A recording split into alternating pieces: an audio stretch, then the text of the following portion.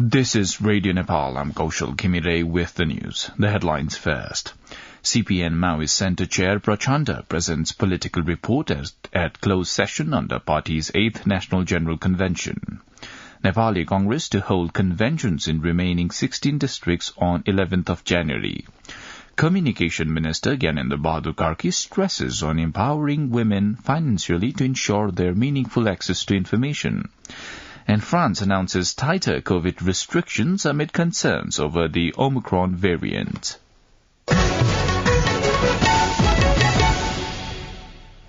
Now the news in detail.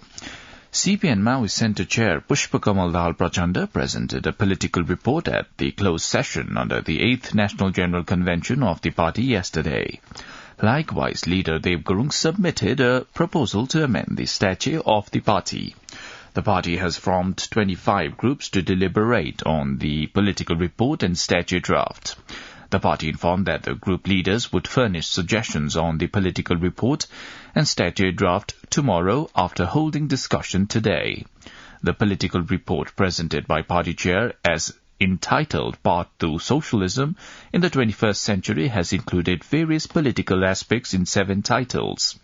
Party spokesperson Krishna Bahadur Maharaj said, preparation in a systematic manner for a peaceful revolution and becoming accountable to the proletariat has been mentioned in the political report. Meanwhile, CPN Maoist Centre Standing Committee member Dev Gurung presented a statute draft in the closed session of the General Convention, proposing a 299-member Central Committee and 15 office bearers. The draft has proposed 1 chair, 1 senior vice chair, 6 vice chairs, 1 general secretary, 2 deputy general secretaries, 3 secretaries, and a treasurer. The Nepali Congress is to hold conventions in remaining 16 districts on the 11th of January. Issuing a statement yesterday, Central Election Committee of the Nepali Congress informed that district conventions would be held in the remaining districts including Saptari, Siraha, Dhanukha, Mahottari, Sarlahi, Rautahar, Bara, Parsa, among others. A total of 271 new cases of COVID-19 were reported in Nepal yesterday. The Ministry of Health and Population informed that 225 people recovered from the COVID-19 infection yesterday itself. Similarly, a person died of the virus infection yesterday, taking the corona-related death toll to 11,586 in the country so far. Minister for Energy, Water Resources and Irrigation, Pampa Pusal, has expressed sorrow over the death of 2 people in an accident that occurred while checking the pipe of an under-construction hydropower electricity in Solukhumbu district.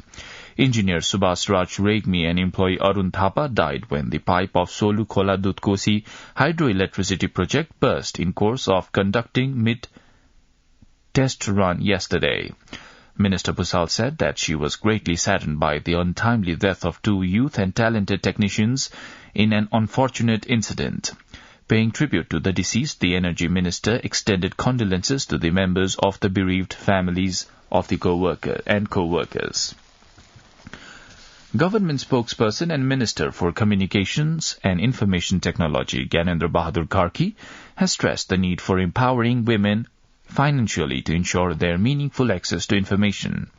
Inaugurating the National Seminar on Women's Participation in Right to Information, Challenges and Opportunities, organized by the National Information Commission in Kathmandu yesterday. Minister Karki said the right to information was necessary for durable peace, good governance and development of the country.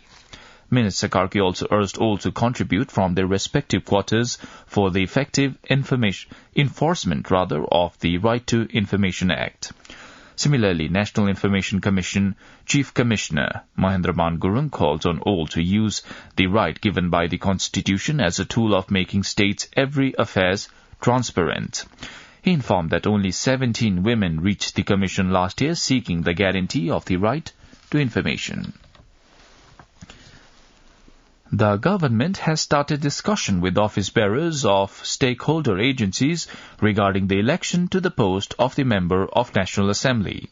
Suggestions were garnered about security strategies and logistics management in a joint meeting among various ministries and secretaries and representatives of the security bodies yesterday. The meeting was held under the chair of Home Minister Balkrishna Khand. Home Ministry spokesperson Pradeep Koirala said discussion was held over various issues of security concern for free, fair and peaceful election, as well as the assessment of resources required for election security and its management. The Department of Hydrology and Meteorology says the weather affected by the westerly low-pressure system for the last few days will gradually start improving from coming Thursday. According to meteorologist Sabina Shakye, the westerly low-pressure system will weaken from Thursday, leading to improvement in the weather condition. You're listening to Radio Nepal's 8 a.m. English News Bulletin. On to some international updates now. France has announced tighter COVID restrictions amid concerns over the Omicron variant. From 3rd January, remote working will become compulsory for those who can, and public gathering will be limited to 2,000 people for indoor events. The news comes as France recorded more than 100,000 new infections on Saturday, the highest number reported in the country since the pandemic began.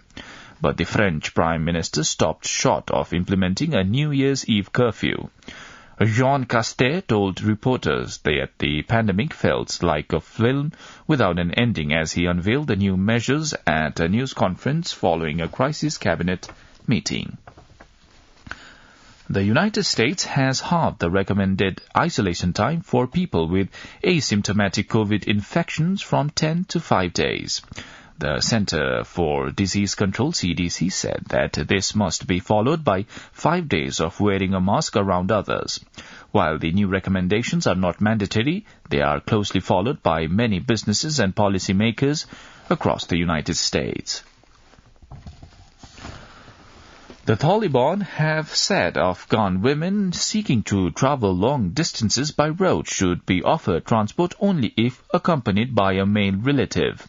The directive issued on Sunday is the latest curb on women's rights since the Islamist group seized power in August.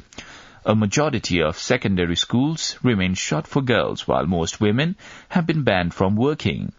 Campaign group Human Rights Watch said the new restriction moved forward towards making women prisoners. The latest directive issued by the Taliban's Ministry of Promotion of Virtue and Prevention of Vice said women traveling for more than 72 kilometers should be accompanied by a close male family member. Now, the general weather forecast for the country for today, according to the Meteorological Forecasting Division, the weather is likely to be generally to mostly cloudy throughout the country, with light to moderate rain possible at many places of the country. Chances of light to moderate snowfall are also possible at many places of the high mountainous region. Kathmandu's weather report now. Maximum temperature for the past 24 hours was 17 degrees Celsius and minimum was 5.4 degrees Celsius. Well, that's all the news we have for this bulletin, but before wrapping up, the headlines once again.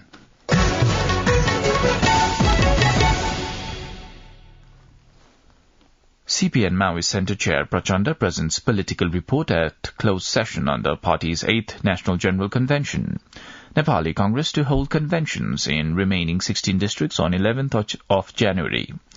Communication Minister Gyanendra Bahadur Karki stresses on empowering women financially to ensure their meaningful access to information. And France announces tighter COVID restrictions amid concerns over the Omicron variant. Well, that's all the news we have for this bulletin. Our next bulletin in English will be at 2 in the afternoon. You can also listen to us online at our website www.onlineradionepal.gov.np. Also, do check our English news portal at www.onlineradionepal.gov.np/English. Keep listening to Radio Nepal and have a good day.